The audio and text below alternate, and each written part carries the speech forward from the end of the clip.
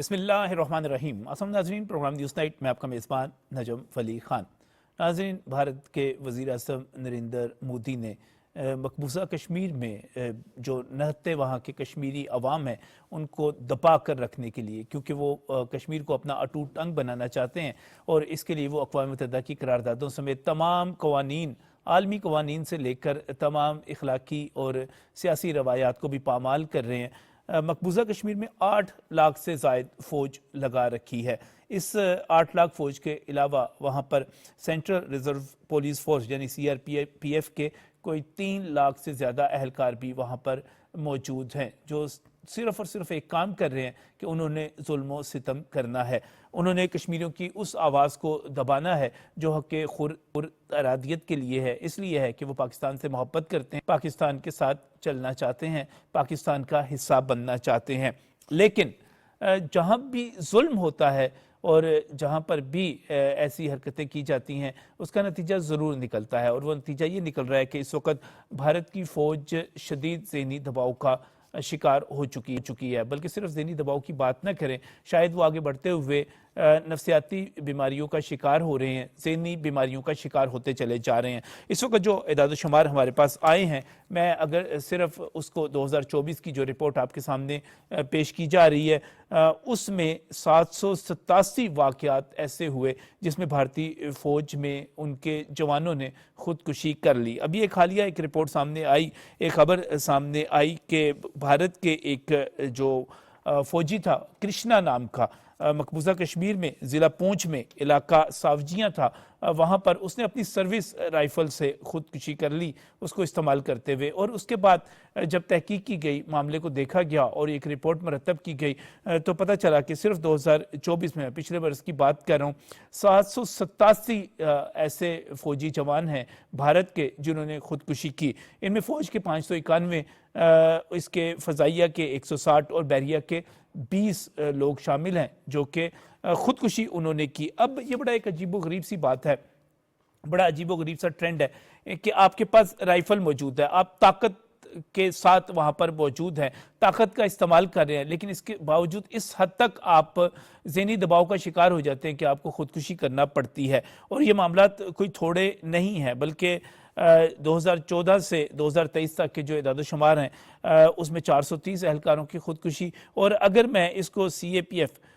यानी कि इनकी जो सेंट्रल रिज़र्व पुलिस फोर्स है उसके इदाद शुमार को साथ शामिल कर लूँ और 2011 से 2023 के आपको फिगर्स बताऊँ तो आप हैरान रह जाएंगे। ये कोई 1532 ऐसे लोग मौजूद हैं जिन्होंने ख़ुदकुशी की। और सबसे बड़ी अलार्मिंग चीज़ क्या है, सबसे बड़ी अहम चीज़ मैं बयान नहीं कर रहा, इनकी कन्फेडरेशन के प्रेसिडेंट रणबीर सिंह कहते हैं कि ख़ुदकुशी करने वालों की तादाद उससे कहीं ज़्यादा है जो लड़ाइयों में मारे जाते हैं। यानी कि ख़ुदकुशी लोग ज़्यादा कर रहे हैं फ़ौजी, और जो आपस में कोई कहीं पे मुहाज़राई हो गई, कहीं पर लड़ाई हो गई, कहीं पर मुकाबला हो गया, उसमें मारे जाने वालों की तादाद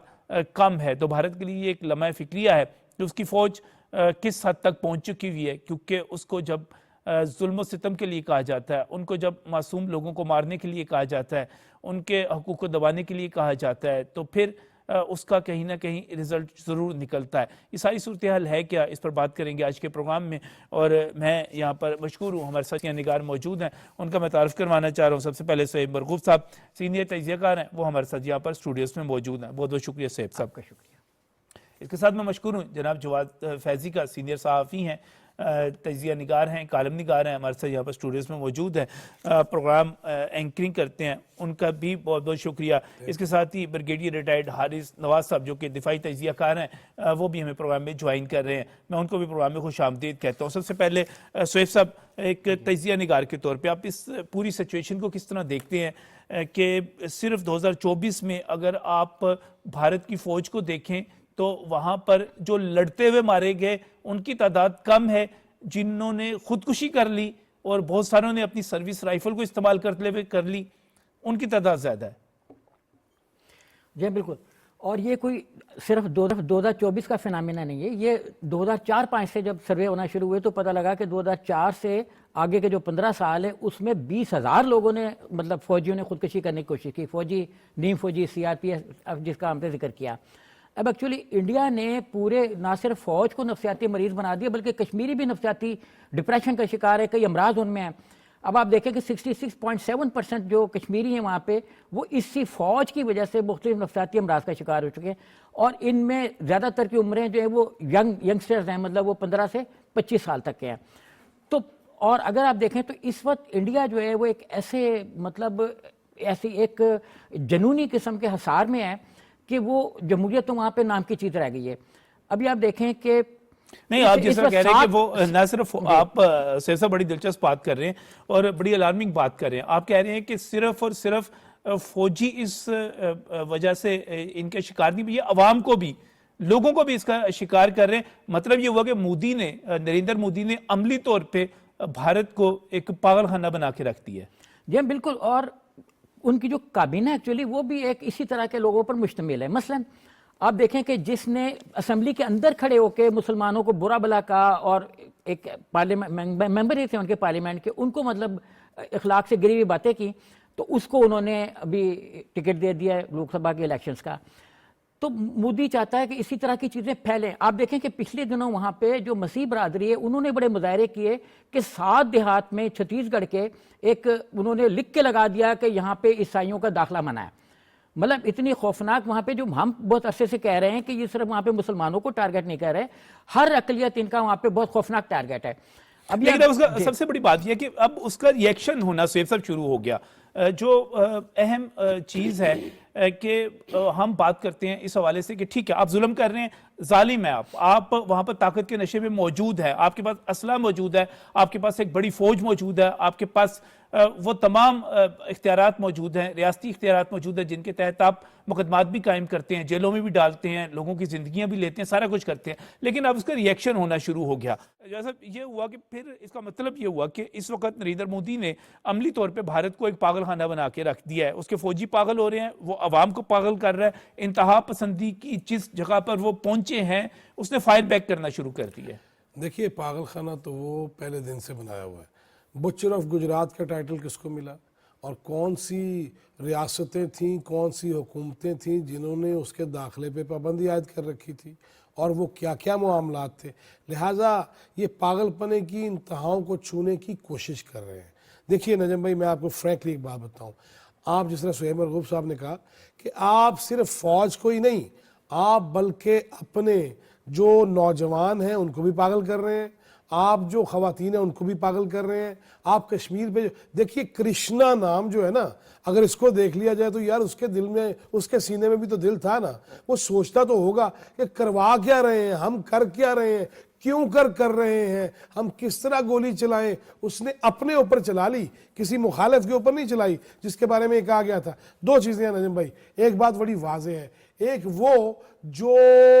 سورگ اور نرک کے چکروں میں ہے, ہم بھی جنت کے چکروں میں ہیں, لیکن ہمارا فوجی آج بھی جہاں کھڑا ہے وہ شہادت حاصل کرنا چاہتا ہے, وہ جنت میں اعلیٰ مقام چاہتا ہے. اس کی ماں کی دعائیں ہیں, یہ پتوں کی ماں سے پوچھ لیں 20 سالہ کیپٹن جو تھا, جس کے چہرے جو ہے اس کی لڑیاں وہ پرو رہی تھی کہ کچھ دنوں بعد شادی تھی. ایک طرف وہ ہے جنہیں ناحق قتل کرنے کے لیے کہا جاتا ہے. پھر ان کے ساتھ ایک اور بھی بات, وہاں کی فوج کے بارے میں آپ یہ تحقیق کر لیجئے, وہاں پہ کبھی سوکھی روٹیاں ہیں, کبھی لنگر پورا نہیں پہنچ رہا, کبھی چیزیں نہیں پوری پہنچ رہی, کبھی وہ اپنے بچوں سے دور ہے, کبھی ماں باپ سے دور ہے, کبھی بیوی سے دور ہے. اور معاملات کیا ہے, معاملات یہ ہے کہ جب ایک فوجی بھی وہاں کا یہ سنتا ہے نا کہ یار فلاں مسجد کو گرا رہے ہیں, سہیب صاحب جس طرح فرما رہے تھے فلاں کرسچنز کو جو ہے وہ یہاں پہ اجازت نہیں ہے, تو یہ کون سا معاشرہ ہے؟ سیکولر ہندوستان, اس کا مکروہ چہرہ مزید سیاہ, مزید کالا, مزید داغدار نظر آ رہا ہے, اور یہ مزید ہوتا جائے گا.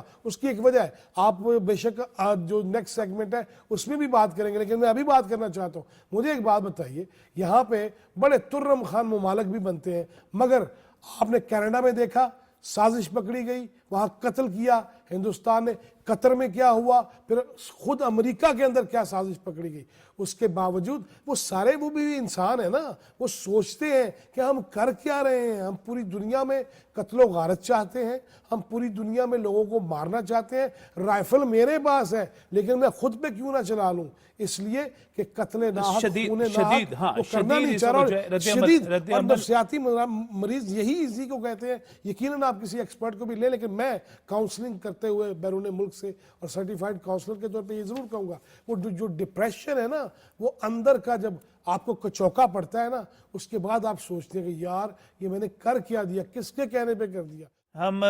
جو ہے اسی چیز کو ایک اور اینگل سے بھی میں سہیب صاحب دیکھنا چاہ رہا ہوں, اور وہ یہ ہے کہ ایک نفسیات اس پہ کیا کہہ سکتا ہے, کیونکہ یہ جو صورتحال بنتی ہے یہ ڈپریشن کی صورت ہوتی ہے. اور اس وقت ناظرین اگر ہم اس پورے معاملے کو دیکھیں کہ جیسے ابھی جواد فیض صاحب نے یہاں پر نشاندہی کی کہ پاکستان کا فوجی یا ایک مسلمان فوجی جب وہ لڑنے کے لیے جاتا ہے تو وہ شہادت کی آرزو لے کر جاتا ہے, اور قرآن پاک اس کے لیے حکم کرتا ہے کہ وَلَا تَقُولُوا لِمَنْ يُقْتَلُ فِي سَبِيلِ اللَّهِ أَمْوَاتٌ بَلْ أَحْيَاءٌ وَلَكِنْ لَا تَشْعُرُونَ, کہ وہ زندہ ہیں مگر تم ان کی زندگی کا شعور نہیں رکھتے. ایک اور جگہ حکم ہوتا ہے کہ وہ اپنے رب سے رزق پاتے ہیں, لیکن باقی جو فوجی لڑنے کے لیے جاتے ہیں وہ اس ہمیشہ کی زندگی اپنے رب سے اجر پانے کے لیے وہ اس کے لیے نہیں جاتے. وہ ایک پروفیشنل لڑائی لڑنے کے لیے جاتے ہیں جس کی ان کو تنخواہ ملتی ہے. ہمارا فوجی تنخواہوں کے لیے نہیں لڑتا, وہ اللہ کی رضا کے لیے لڑتا ہے. اور آج بھی خوارج سے مقابلہ کرتے ہوئے ہمارے پاکستانی فوج کے جو 3 جوان شہید ہوئے ہیں, 19 خوارج کو جہنم واصل کیا گیا ہے. تو وہ جو مسلسل ابھی تھوڑے دن پہلے جب 16 لوگ شہید ہوئے تھے تو مائیں فخر کرتی ہیں اپنے بیٹوں کے اوپر, لیکن جہاں پر ہم بھارت کی بات کریں وہاں پر قبضہ کیا ہوا ہے, وہاں پر ایک پریشر ہے, ایک دباؤ ہے ان کے اوپر. اپنے گھروں سے وہ دور ہیں, اور دور ہونے کے ساتھ ساتھ ان کی اپنے کریٹر کے ساتھ, اپنے رب کے ساتھ کوئی کنیکشن نہیں بن رہا اس قسم کا کہ اگر ہم یہاں پر لڑتے ہوئے مارے جائیں گے تو ہم اپنے رب سے ہمیشہ کی زندگی پائیں گے. یہ بڑا مسئلہ بن جاتا ہے. اس کے ساتھ ساتھ تو ڈاکٹر عمران جاوید ماہر نفسیات ہیں, وہ ہمارے ساتھ موجود ہیں, ان کی طرف چلتا ہوں. السلام علیکم ڈاکٹر عمران جاوید صاحب. وعلیکم السلام. عمران صاحب, یہ ایک برس میں 787 واقعات ایسے ہونا کہ بھارتی فوجی جو ہیں وہ خودکشی کر لیں, اور یہ تعداد ان سے زیادہ ہو جو لڑتے ہوئے مارے جائیں. اس ٹرینڈ کو کس طرح دیکھتے ہیں آپ؟ آپ کی بلکہ جتنی بھی گفتگو ہوئی, اور سہیب بھائی نے بھی اس سے پہلے تذکرہ کیا, پھر اس کے بعد ایک اور دوست بھی یہاں پہ جو جنرلی ایک بات کر رہے ہیں کہ ڈپریشن بنیادی طور پہ تیسری چوتھی سٹیج بنتی ہے کسی بھی نفسیاتی مرض کے ہونے کی. اس سے پہلے دیکھیں, ایکسپریشن جو ہے وہ نہ ہونا, ایکسپریس نہ کر پانا اپنے تھاٹس کو, اپنی سوچ کو, اپنی چیزوں کو, یہ ایک بنیادی وجہ ہے کہ سب سے پہلی بات تو یہ چیز ہے کہ ان کے پاس وہ قوت اظہار نہیں ہے, نہ وہ کر پا رہے ہیں. سیکنڈلی, آپ نے ابھی تھوڑی دیر پہلے بات کی کہ جو مسلمز ہیں وہ فائٹ کرتے ہیں, وہ جہاد کی سوچ کے ساتھ جاتے ہیں, لیکن یہ بات دیکھیے کہ جہاد سے پہلے ان کی ٹریننگ کی جاتی ہے, ان کو معنی سمجھایا جاتا ہے کہ جہاد ہے کیا. یہ اپنے لیے نہیں ہے, یہ اللہ کے لیے کیا جاتا ہے. جس کو ہم مانتے ہیں, ہم جس پہ ہم بلیو رکھتے ہیں, یہ اس کے لیے کیا جا رہا ہے اور اس کے حکم سے کیا جا رہا ہے, اور اس کے صلے میں جو انعام ہے وہ انکاؤنٹڈ ہے, وہ ان میچیبل ہے. اس لیے یہ 3-4 فیکٹرز ہوتے ہیں جس کی وجہ سے کوئی بھی انسان جو ہے وہ اپنی جان پہ کھیل جاتا ہے اور خوشی سے شہادت کا مرتبہ پاتا ہے. لیکن وہاں سب سے بڑا مسئلہ کیا ہے؟ ایک تو جو قبضہ, اور پھر دوسری بات اپنے ہی لوگوں پہ. کوئی بھی دنیا کا ملک ایسا نہیں ہے جو گولی چلائے. اپنے ہی ملک کے اندر اپنے ہی بہن بھائیوں کے اوپر, بے شک وہ کسی بھی عقیدے, کسی بھی فیتھ کے ہوں, ان پہ گولی چلانا آسان کام نہیں ہوتا. وہ ایک ریگریٹ ہوتا ہے جو کہ ان کے اپنے اندر چلتا ہے. سیکنڈلی, ایک continuous professional development training programmes ہوتے ہیں جو میں نے بہت سارا اسٹڈی کیا ان لوگوں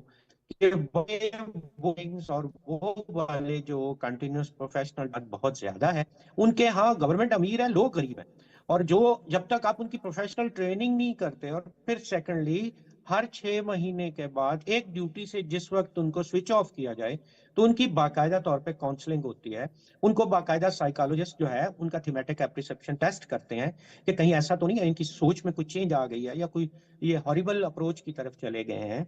क्या इन लोगों के साथ जो है इनको हमने किसी भी तरह से इनकी बिहेवियरल रिहैबिलिटेशन जो है उसका कोई प्रोग्राम हमने किया या नहीं किया।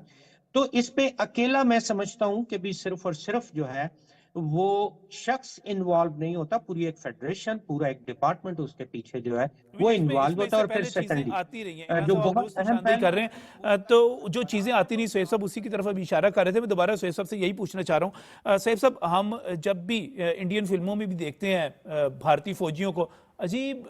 कांगड़ी से,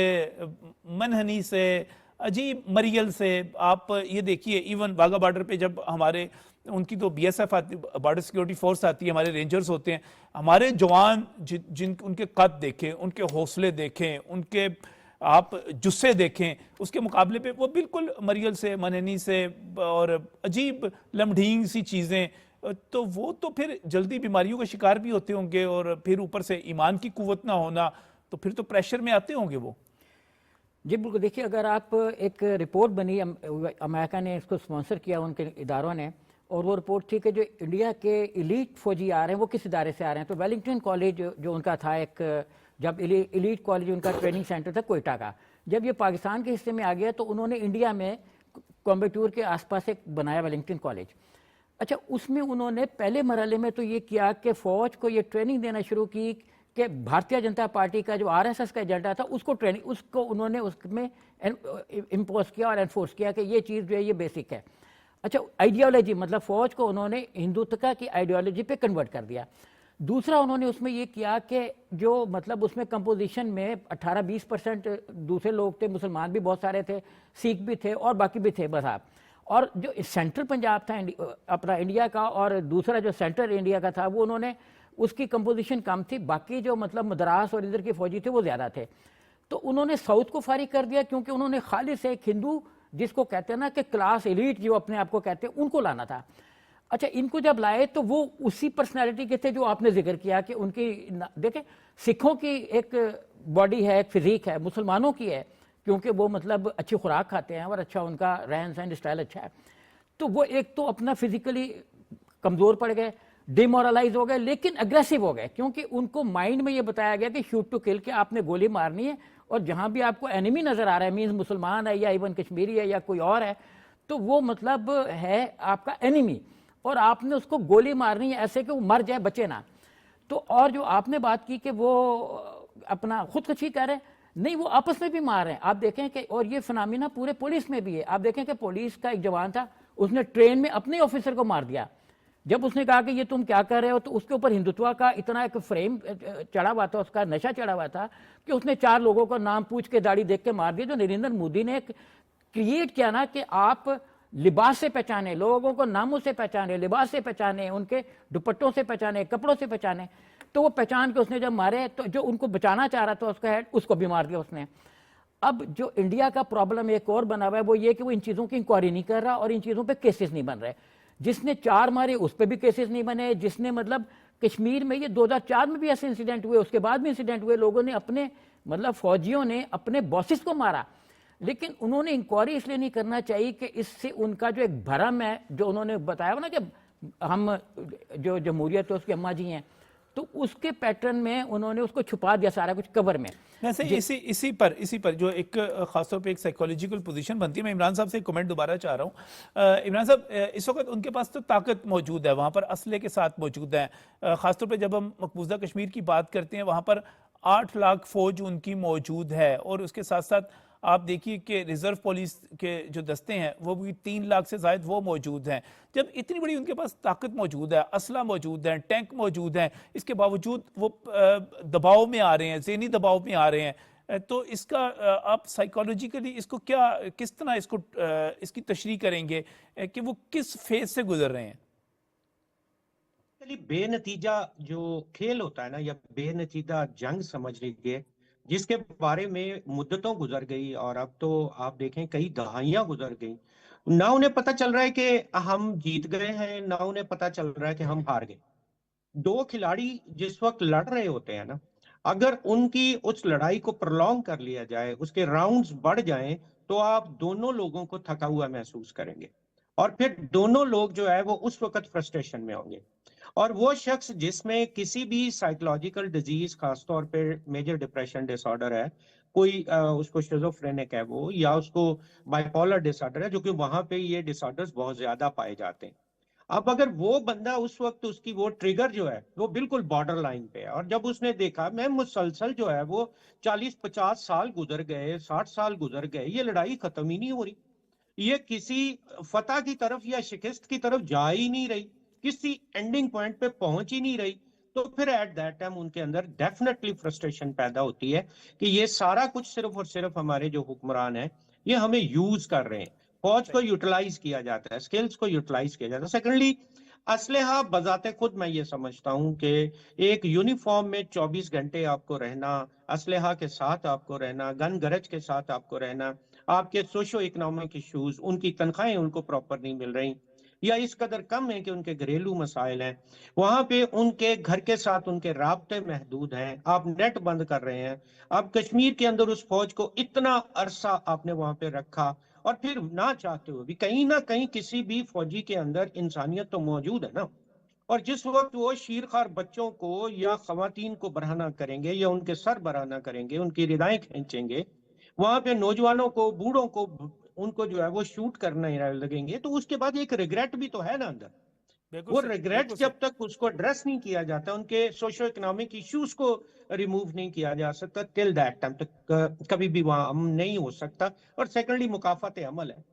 कि आप जब मासूमों के खिलाफ एक एक इंसान का जो बिला वजह कत्ल है, वो पूरी इंसानियत का कत्ल है, तो अल्लाह सुब्हान ताला की तरफ से मुकाफात अमल भी तो उन्हीं लोगों के ऊपर होगा ना कि वो प्रोटेस्ट करे। अब ज़ाहिर उनका प्रोटेस्ट क्या है? आपके पास ताकत मौजूद है, आपके पास असला मौजूद है, आपके पास रियासती इख्तियार मौजूद है, लेकिन आप एक अच्छे कॉज के लिए ये सब कुछ नहीं कर रहे। आप जो कुछ कर रहे हैं वो लोगों को दबाने के लिए कर रहे हैं, उनकी आवाज़ दबाने के लिए कर रहे हैं, और इसको आप आज तक दबा नहीं सके। तो वो फिर अब जवाद फैज साहब, अब वो जो है लावा फटना शुरू हो गया है। सॉरी फॉर कट, मैं समझता हूँ कि जंग कभी असलहा से नहीं जीती जाती, लड़ाई कभी भी जो है ना वो किसी असलहा की बुनियाद पे, इस लोहे की जो बुनियाद पे नहीं जीती जाती। लड़ाई जीतने के लिए आपके दिमाग का दलेर होना और आपकी रूह का आपके साथ होना, आपके जज्बे का आपके साथ होना, आपके और आपके एक ज़मीर काज का जिसकी मुतमईन आप होना, लड़ सबसे बड़ी बात किया, आपके आपके ज़मीर का मुतमईन होना बहुत ज़्यादा ज़रूरी है। इसी पर मैं कमेंट चाहूँगा जवाद फैज साहब से। देखिए नजम साहब, बात पता क्या है, ये इसकी वजह से, मैं और ये अगर इसराइल आप इसको मैं आम रूटीन में भी मैं फैला नहीं के जाता देख लें, सभी जगह इधर यही उधर। सिलसिला है। जब मजहब हकीकी इस्लाम आया ना, तो लातो मनातो उज़्ज़ा और तरह तरह के बुत,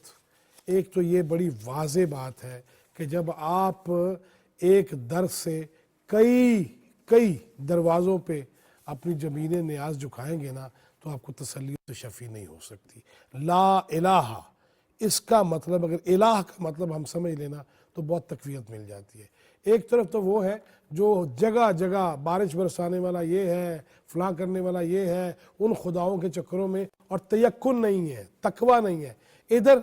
एक अल्लाह, बातिल दुई पसंद है, हक ला शरीक है। और जब आप हक के पीछे होते हैं, एक तरफ उनके लोग उनको तसल्ली ये दे रहे हैं, आ जाएगा यार, खान नू छुट्टी मिल जाएगी, और एक तरफ हमारे यहाँ सिपा सलार जब कुरानी आयात तिलावत करके बताता है ना कि जज्बा क्या है, हिम्मत क्या है, तयक्कुन क्या है, तकवा क्या है और भरोसा क्या है, एतमाद क्या है। इन्नल्लाह युहिब्बुल लज़ीना युक़ातिलूना फ़ी सबीलिही सफ़्फ़न कअन्नहुम बुनियानुन मरसूस। अल्लाह उन लोगों को पसंद करता है जो उसकी राह में कत्ल तो होते हैं, शहीद होते हैं, लेकिन अगली बात, जो बुनियाने मरसूस सीसा पलाई हुई दीवार होते हैं, हमारे यहाँ आज भी फौज और फौजी जवान वो सीसा पलाई हुई दीवार है, और वो मिल के चलते हैं और वो मिल के आगे बढ़ते ये बात हैं। आपकी बिल्कुल दुरुस्त है, और यही वजह है, यही वजह। बहुत बहुत शुक्रिया इमरान साहब वक्त देने के लिए। और मैं एक और अहम मौजू अभी जाना चाह रहा हूँ, और वो भी इसी से मिलता जुलता मौजू है कि हम बात करेंगे डोनाल्ड ट्रंप के हवाले से। अमेरिका के सदर जो हैं उन्होंने एक मरतबा फिर ये कहा है कि वो मशरिक़ वस्ता के हवाले से अगर गज़ा के यरगमालियों को रिहा ना किया गया تو وہ اس کے لیے سنگین نتائج بھگتنے کے لیے تیار ہو جائیں. اس سے پہلے دسمبر میں انہوں نے ایک اپنا سوشل میڈیا ان کا جو پلیٹ فارم ہے ٹروتھ، اس سے انہوں نے ایک دھمکی دی تھی اور انہوں نے کہا تھا کہ اگر غزہ کے یرغمالیوں کو، یعنی کہ وہ براہ راست حماس کو دھمکی دے رہے تھے اور یہ کہہ رہے تھے کہ اگر ان کو رہا نہ کیا گیا، اور یہ 20 جنوری کی ڈیڈ لائن دی تھی انہوں نے، اور کہا تھا کہ وہ مشرق وسطیٰ کو جہنم بنا دیں گے. یہ ایک بہت ہی خوفناک بات ہے. ایک مرتبہ پھر انہوں نے اس چیز کو دوبارہ بیان کیا ہے. یعنی وہ ایک طرف وہ کہتے ہیں، دعویٰ کرتے ہیں اور وعدہ کرتے ہیں امریکہ کے مسلمانوں سے ان کے ووٹ لیتے ہوئے کہ وہ پرانی جنگوں کو ختم کریں گے، نئی جنگیں نہیں ہونے دیں گے، لیکن دوسری طرف وہ مشرق وسطیٰ کو جہنم بنانے کی بات کرتے ہیں، فریق بنتے ہیں اس پر. یہ بڑی ایک الارمنگ سی سچویشن ہے. اس پر بات کریں گے ایک مختصر سی بریک کے بعد.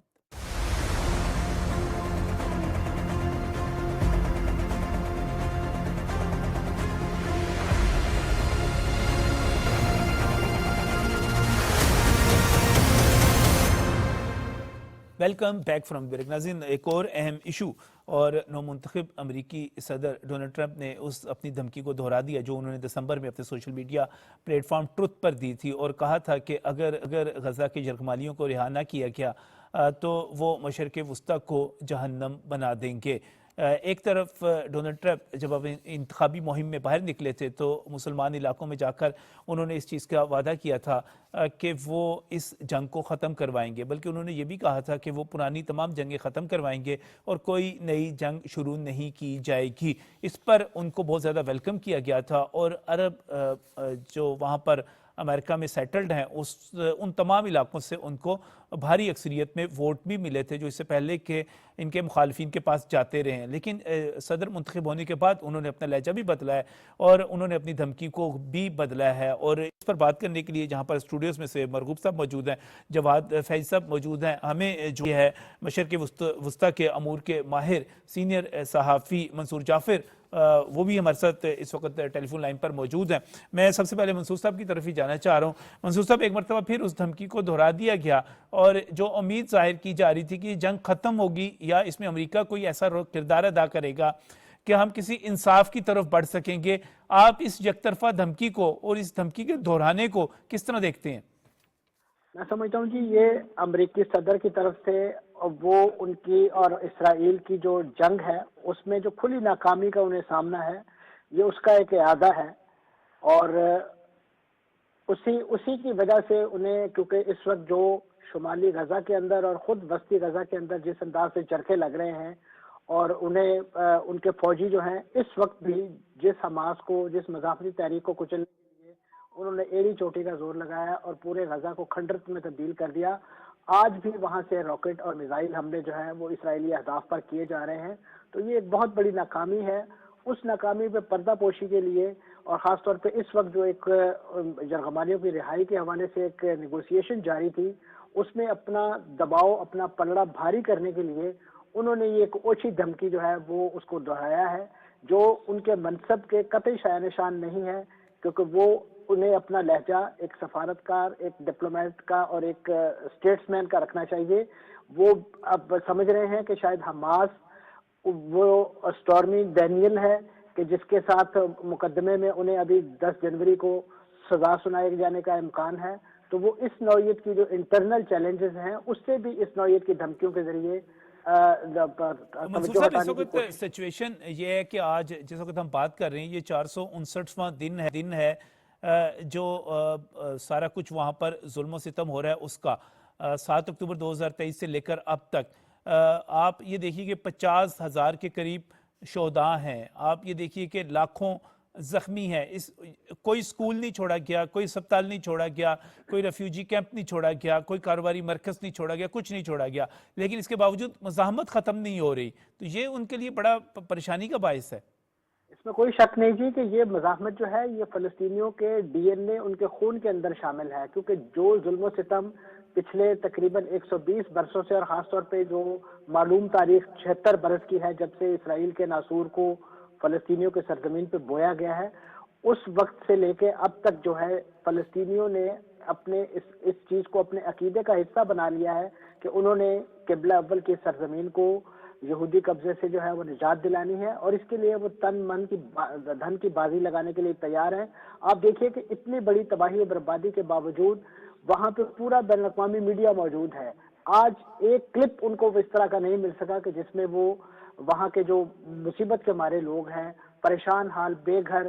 اپنے بچے، اپنے بزرگ، سب کچھ تباہ کرنے کے باوجود کوئی بھی ایک ایسا فلسطینی وہاں میسر نہیں ہے کہ جو اس وقت مزاحمت کاروں کے حوالے سے کوئی سخت بات کہتا ہو یا ان کو اس سے تمام صورتحال کا مورد، کیونکہ یہ ان کی اپنی چوائس ہے، اور یہی وجہ ہے کہ آج بھی مزاحمت کار جو ہیں وہ انہی کی پاپولیشن کے اندر رہ کر، اور خاص طور پہ اگر آپ حماس کے سربراہ یا سنوار کا اگر ایپیسوڈ دیکھیں تو وہ جو پروپیگنڈا کیا جاتا تھا ان کے خلاف کہ وہ غاروں میں چھپے ہوئے ہیں اور انہوں نے جرگمالیوں کو ڈھال بنا رکھا ہے، تو وہ تو خود میدان جنگ میں اسرائیلی فوجیوں کے ساتھ ایک مدبھڑ کے نتیجے میں ایک کاروائی کے اندر جو ہے انہوں نے جام شہادت نوش کیا۔ تو یہ ایک بہت بڑا میں سمجھتا ہوں ناکامی ہے اسرائیل کے، امریکہ کے اس بیانیے کی کہ جس کے ذریعے انہوں نے دنیا کو گمراہ کرنے کی کوشش کی اور فلسطینیوں کی اس مبنی برحق جدوجہد کو دہشت گردی کے ساتھ جوڑنے کی کوشش کی، اور یہی وجہ ہے کہ آج انہیں ہر محاذ پر جو ہے وہ شکست ان کا سامنا کر رہی ہے، اور اسی وجہ سے وہ اب دھمکیوں کی زبان جو ہے وہ استعمال کرنے پر اتر آئے ہیں، کیونکہ جس انداز سے انہوں نے اپنا جنگی ساز و سامان جو آتش و آہن وہ برسا سکتے تھے غزہ پر، غزہ کے نہتے عوام پر، اور خاص طور پہ موسم کی اس شدت میں کہ جہاں پہ اس وقت سخت سردی کا صورتحال ہے، وہاں پہ میک شفٹ ٹینٹج گھروں کے اندر جو پلاسٹک شیٹس کے اندر خیمے بنے ہوئے ہیں، ان کے اندر اس وقت تقریباً 12 بچے ایسے ہیں کہ جو سردی سے ٹھٹر کر جو ہے وہ اپنی جان گنوا بیٹھے ہیں، اور اس کے ساتھ ساتھ ان کی جدوجہد جو ہے، ان کی مزاحمت جو ہے، اس میں چندہ برابر بھی جو ہے وہ کمی نہیں آئی۔ ان کے لواحقین، ان کے بھائی، ان کے جتنے بھی ورثاء ہیں، وہ آج بھی اسی فلسطینی مزاحمت تحریک کے جو ہے وہ پشتیبان ہیں، اور یہی وجہ ہے، اور اسی وجہ سے ان کا اسرائیل کا اور امریکہ کا یک زبان ہو گئی یہ کہنا کہ ہم حماس کے خاتمے تک یہ جنگ جاری رکھیں گے، اور اب انہوں نے اس جنگ کے جو ڈانڈے ہیں اور اس کے اس کو جو ایکسٹینشن غرب اردن تک دینے کی جو کوشش کی ہے، اور اس میں افسوس سے کہنا پڑتا ہے کہ خود وہاں کی جو حکمران جماعت فتح ہے وہ بھی اس وقت اسرائیل کی ہمنوا بن گئی ہے، اور وہاں پہ جنین شہر کے اندر جس انداز سے انہوں نے کارروائیاں کی ہے، اور نہ صرف کارروائیاں کی ہیں بلکہ ان کارروائیوں کی فیئر رپورٹنگ کرنے کے پاداش میں الجزیرہ جیسے چینل کو، جس کو اسرائیل نے پہلے القدس کے اندر پابندی لگائی، پھر غرب اردن کے اندر لگائی، اور اب ایک قدم بڑھ کے خود فتح نے جو ہے بالکل اس وقت یہی صورتحال ہے۔ جواد فیض صاحب بھی ہمارے ساتھ موجود ہیں، سیف صاحب بھی موجود ہیں، لیکن منصور جعفر صاحب میں آپ کا شکریہ ادا کرنا چاہتا ہوں، آپ آئے اور جو ہے اس اہم ترین موضوع پر، کیونکہ یہ آگے بڑھتے ہوئے معاملہ بہت سنگین ہوتا چلا جا رہا ہے، اور ڈر ہے، خدشہ ہے کہ یہ معاملہ حل ہونے کی بجائے بگڑنے کی طرف نہ جائے، جبکہ پاکستان کا پہلے دن سے اصولی موقف ہے، اور وزیر اعظم شہباز شریف ہر جگہ پر، ہر فورم پر یہ کہہ چکے ہیں، یہ مطالبہ کر چکے ہیں کہ یہ جنگ بندی ہونی چاہیے، سب سے پہلا مرحلہ یہ، اور اس کے ساتھ ساتھ فلسطینیوں کو ان کا وطن ملنا چاہیے۔ ایک اور اہم ایشو اس کی طرف آتے ہیں۔ آج وفاقی کابینہ کا اجلاس ہوا جس میں وزیر اعظم شہباز شریف نے کہا کہ بجلی سستی کی جا رہی ہے، اور اس کے لیے دو تین آپشنز بھی موجود ہیں جن پر کام کیا جا رہا ہے۔ اس کے ساتھ ہی مختلف خبریں ہمارے پاس یہ بھی موجود ہیں، اور خوشخبری کے طور پر خبریں موجود ہیں کہ حکومت جن آپشنز پہ کام کر رہی ہے ان میں کم و بیش کوئی 10 روپے فی یونٹ بجلی جو ہے سستی ہو سکتی ہے۔ سب سے پہلے 5 آئی پی پی سے جو بات کی گئی تھی، جو معاہدے ختم کیے گئے تھے، حکومت کو ان سے 411 ارب کی بچت ہونے جا رہی ہے، اور یہ بچت جو ہے اس کے ساتھ ساتھ بات یہاں تک نہیں ہے، بلکہ اس کے بعد اگلی خوشخبری یہ ہے کہ وزیر اعظم کے صاحبزادے سلمان شہباز کی معاونت کے ساتھ جو اگلی گفتگو شروع ہوئی 16 آئی پی پیز کے ساتھ، تو اس میں بھی ٹیرف چینج کیا جائے گا۔ جب ٹیرف چینج ہوگا تو اس کے نتیجے میں بھی 481 ارب روپے کا فائدہ ہوگا، اور ان تمام فائدوں کا حکومت کی طرف سے یہ کہا جا رہا ہے کہ جو بھی بچت ہوگی اس کا فائدہ عوام تک پہنچایا جائے گا، یعنی کہ آپ تیار ہو جائیں ذہنی طور پر۔ جو ایک ٹینشن تھی، ایک پریشانی تھی، اور حکومت نے اس پر باقاعدہ طور پر بات چیت شروع کی، حالانکہ یہ کہا جا رہا تھا کہ یہ معاہدے تبدیل نہیں ہو سکتے، ان پہ ساون گارنٹیز موجود ہے، لیکن حکومت آگے بڑھی، اس نے بات چیت کی اور ایک آپ انصاف کے اصولوں کے تحت تمام اداروں کو، کمپنیوں کو یہ حق حاصل ہے کہ وہ جائز منافع لیں، وہ کاروبار کر رہے ہیں یہاں پر، لیکن اس کے ساتھ ساتھ ناجائز منافع نہ لیا جائے، ایسا منافع نہ لیا جائے جو لوگوں کو مار کے رکھتے۔ سے مرغوب صاحب کی طرف جاؤں گا، جواد فیض صاحب کی طرف جاؤں گا۔ حکومت آپ کو، میرے جو پینلسٹ ہیں ان سے پوچھوں گا کہ حکومت آپ کو کس حد تک کامیاب نظر آ رہی ہے ان قیمتوں میں کمی کے حوالے سے جو اقدامات کریے اس میں کامیاب ہو جائے اور جو ابتدائی طور پر مزید 10 روپے کا فائدہ کہا جا رہا ہے وہ پہنچ جائے؟ سہیب صاحب شکریہ۔ دیکھیں، میں اگر اجازت دے تو میں 2 جملے غزہ کے بارے میں کہہ دوں۔ جو یہ کہہ رہا ٹرمپ صاحب نے یہ کہا نا کہ میں اس کو جہنم بنا دوں گا، تو اگر دنیا میں کہیں جہنم موجود ہے تو وہ غزہ ہی ہے، جو اس وقت جہنم ہی ہے، اس سے زیادہ تو جہنم ہو نہیں سکتا۔ اور جو بائیڈن نے جاتے جاتے مطلب آخری دن ہے تو انہوں نے $8.5 ارب کی مزید امداد دے دی ہے، جس میں وہ جو ان کے کہتے ہیں نا کہ ڈوم بم ہے، یعنی کوئی ایسے بم ہے جو اسپیسیفک نہیں ہے، ایریا کو نہیں کر سکتے، ان کو وہ اسپیشلائز سمارٹ بم میں کنورٹ کر دیں گے۔ اب میں آتا ہوں اس ٹاپک کی طرف۔ دیکھیے، موجودہ حکومت جڑ کو پکڑ رہی ہے۔ جب تک آپ جڑ کو نہیں کریں گے، آپ سطحی طور پہ اس کے اوپر کسی برائی کے اوپر مطلب مہنگائی کے اوپر پردے ڈالتے رہیں گے تو حل نہیں ہوگی۔ انہوں نے جو آپ نے بھی کہا کہ IPPs کے ساتھ مذاکرات کی، اس کے بعد مزید مذاکرات چل رہے ہیں۔ جو کیپیسٹی کی پیمنٹس ہیں، جو لائن لاسز ہیں، ان کو کنٹرول کریں گے۔ ابھی جیسے انہوں نے اور ان کو بھی کہا کہ اپنا آپ جو مزید اس کے پاور کے سیکٹرز کے لگ رہے ہیں وہ اب سولر انرجی پہ آ رہے ہیں اور باقی دیگر چیزوں پہ آ رہے ہیں۔ تو یہ ہیں دیر پا اسٹیپس جو مطلب موجودہ گورنمنٹ اٹھا رہی ہے تاکہ فیوچر میں لوگوں کو اپنا ریلیف ملے۔ اور میرا اندازہ یہ ہے کہ چونکہ انرجی اس وقت کیا ہمیشہ سے ایک بیسک اس میں شمار ہوتی ہے اس کی انرجی کے، تو جتنی بھی مطلب اس میں انرجی کی قیمتوں میں کمی آئے گی تو اس کے امپیکٹ جو ہے وہ دورس ہوں گے، پوری اکنامکس پہ ہوں گے۔ اس کا جو ریلیف ہے وہ پبلک کو ایک جس کو کہتے ہیں نا کہ غریب سے غریب کو بھی اور امیر سے امیر کو بھی پہنچے گا۔ لیکن موجودہ حکومت کچھ اس طرح سے فارمولہ بنانا چاہ رہی ہے کہ مڈل کلاس کو زیادہ فائدہ پہنچے۔ دیکھیں، آپ نے پہلے ایپیسوڈ میں انڈیا ڈسکس کیا، انڈیا میں جو مڈل کلاس ہے وہ ختم ہو چکی ہے اور مڈل کلاس کنورٹ ہو گئی ہے ایک موب میں جو مار رہے ہیں اپنے مخالفین کو۔ تو پاکستان میں اس مڈل کلاس کو بچانے کے لیے دیکھیں، پنجاب میں مریم نواز صاحبہ اپنے ایسے جو اسٹیپس کر رہے ہیں، ان کے میکسیمم اسٹیپس یا تو کاشتکاروں کو سپورٹ کر رہے ہیں، یا لوور کلاس کو سپورٹ کر رہا ہے، یا اپنا وہ مڈل کلاس کو سپورٹ کر رہا ہے اور مڈل کلاس کے اسٹوڈنٹس کو کر رہا ہے۔ جو فیڈرل گورنمنٹ کر رہی ہے ان کا بھی ٹارگٹ جو ہے وہ یہ چیزیں اکنامکس کو تو کریں گی، لیکن جو ایک نفسیاتی ماحول ہے، جیسے انڈیا میں سائیکولوجیکل کرائسس آیا ہوا ہے بہت بڑا، تو اس ماحول کو جو کرائسس انڈیا میں آیا ہوا ہے اس سے پاکستان کو بچانے کے لیے مطلب یہ ایک جیسے آپ نے ابھی بات کی نا نفسیات، تو اس اینگل سے میں بات کر رہا ہوں کہ یہ سائیکالوجی کو بھی امپروو کریں گے اور مطلب اکنامکس کے ساتھ ساتھ جو ایک اسٹیبلٹی ملک میں ذہنی آئے گی۔ لوگوں کو پریشانی تھی، یہ مہنگائی سے تھی اور حکومت کو اس کا بالکل اندازہ تھا۔ جواد فیض صاحب، سیاسی استحکام اس میں بڑا اہم کردار ادا کرے گا۔ دو چیزیں نجم بھائی، آپ نے بھی بات کی کہ ٹرمپ صاحب نے کیا کہا تھا اور اب کیا کہہ رہے ہیں۔ انہیں پتہ لگا یو ٹرن خان کی ہوں دینے۔ اب آپ کو سمجھ جانا چاہیے کہ یو ٹرن لینا کہاں سے کیسے۔ پوری دنیا کے اندر تو کتوں کے حقوق تک کی بات کرنے والے اگر یہ کہہ رہے ہیں کہ آپ اگر نہیں چھوڑیں گے اسرائیلیوں کو، دیکھیں امریکہ کی اکانومی یہودی پیسے پہ کھڑی ہے، انہوں نے اپنے کام کرنے ہیں۔ میں واپس ادھر آ جاتا ہوں اصل سوال کی طرف، یہ میں نے حوالتاً بات کی۔ جس جماعت نے یا جن جماعتوں نے اپنی سیاست قربان کر دی ریاست کے لیے، انہیں یہ کرنا پڑے گا اور انہیں کرنا ہے اور وہ کر رہے ہیں۔ اس لیے کہ یہاں پہ ایک طرف بیانیہ جھوٹا سچا میڈیا کے اور سوشل میڈیم کے ذریعے جو کچھ مرضی بن رہا ہے، لیکن اصل مسئلہ یہی ہے کہ انٹرنیشنلی ہمیں ڈپلومیٹک اصولوں کے ساتھ اور ہم اپنی تنہائیاں ختم کرنی ہے۔ ہم نے پھر سے ایک معزز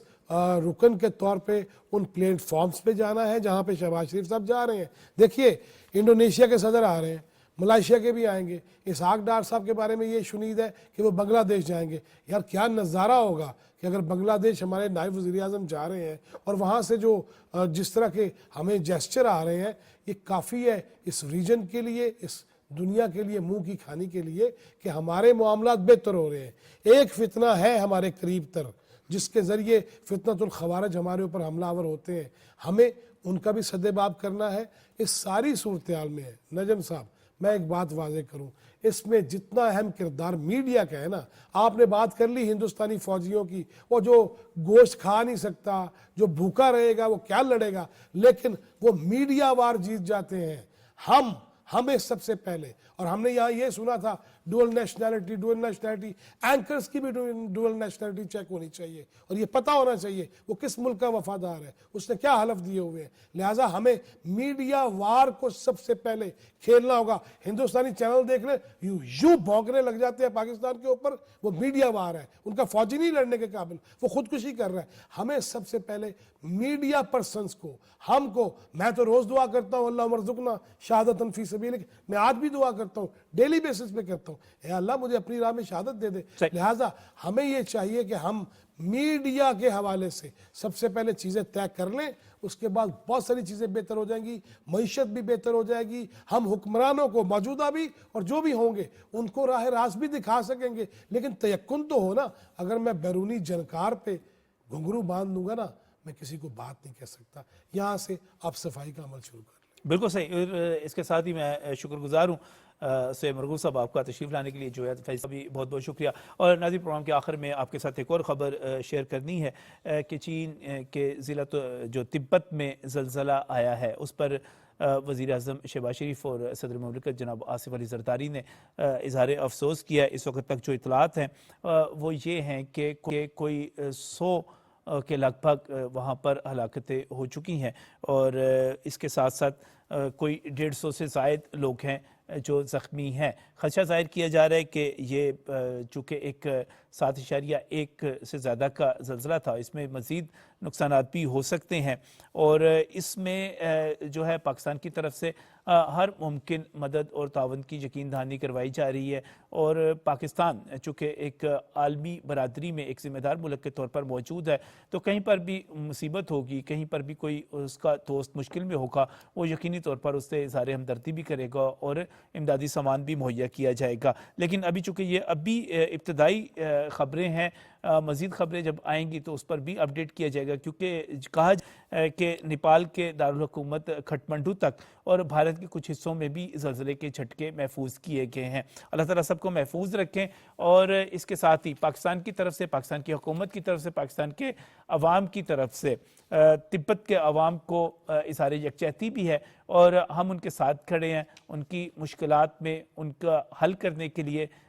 پاکستان کی حکومت کی طرف سے پیغامات جا چکے ہیں جو خوش آئند ہے۔ پاکستان اپنا اسی طرح ذمہ دارانہ کردار جو ہے وہ ادا کرتا رہے گا۔ اسی کے ساتھ اجازت دیجیے، اللہ حافظ۔